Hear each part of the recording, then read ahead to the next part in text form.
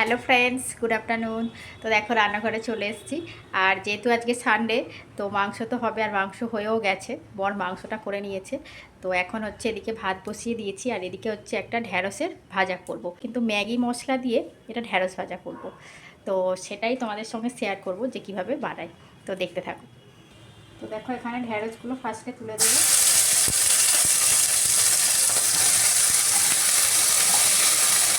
তো দেখো ঢ্যাঁড়সগুলোকে এরকম ছোটো ছোটো করে পিস করে কেটে নিচ্ছি।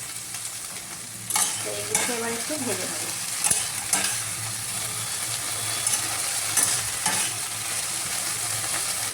তো ফ্রেন্ডস দেখো, এর মধ্যে এবার এখন আমি দিয়ে দেবো একটু নুন, আর দিয়ে দেবো হলুদ গুঁড়ো।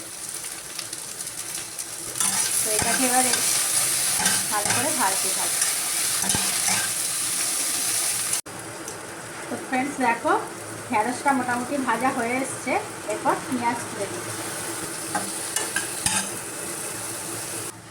তো ফ্রেন্ডস দেখো, পেঁয়াজ আর ঢ্যাঁড়সটা আমার অলরেডি ভাজা হয়ে এসছে। তো এবার আমি এর মধ্যে দিয়ে দেবো এই যে ম্যাগি মশলা। এটা ভালো করে মিক্স করে নিই। তো ফ্রেন্ডস দেখো, ঢ্যাঁড়স ভাজা হয়ে গেছে। আর নামানোর আগে দুটো কাঁচা লঙ্কা চিড়ে দিয়ে দিয়েছিলাম।